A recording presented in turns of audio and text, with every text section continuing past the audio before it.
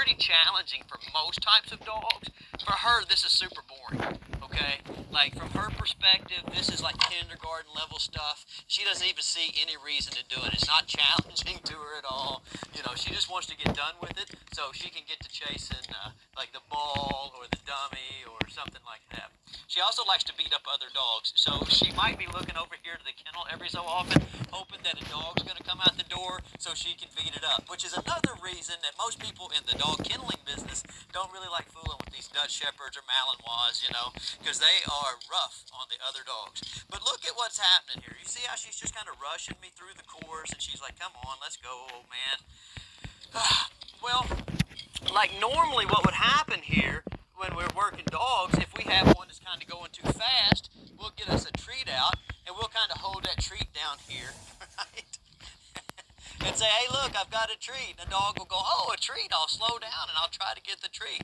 Look at Lexi. She's like, yeah, so what? I don't really care about that treat. All right, now, but what she does care about, things like this, right? Yeah, so come look at this focus on her eyes, Amy. Like, look, guys.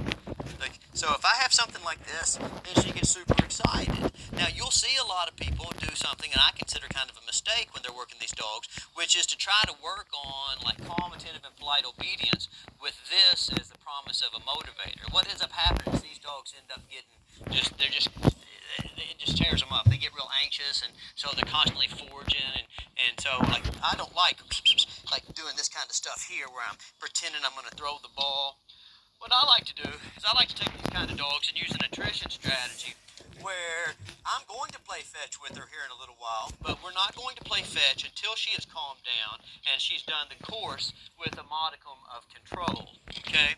So I'll come out here and sometimes I'll walk the dog like Lexi, like, 20 times if I have to, up and down the hill, around the course, up and down the hill, around the course. And then when she's calm, I'll go over and I'll try to practice getting her to calmly hold the retrieving item or the tug.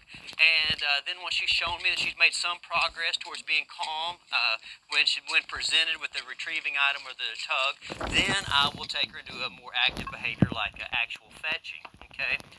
So this right here for us, what we do is we just keep walking until they calm down, and that's our primary strategy. Okay, we think that's the best strategy, so that's the one we're going to be using over the fall. I've got another little dog in there named Goose. I'll show you the same way. I'm going to turn this over to George, though, so he can walk her on this course a few times, because I'm kind of getting old, and these trips around the course are starting to add up on me. I'm going to put her up here. Sit. Stay. And my main man, George, can take over. All right, so you guys will notice that George comes up, and George has, his mom has bought him a vest. It's very similar to mine, so, he thinks that he's going to take over the business here soon. Okay, Georgie, go ahead and start walking her. Now, one of the things you'll probably notice is the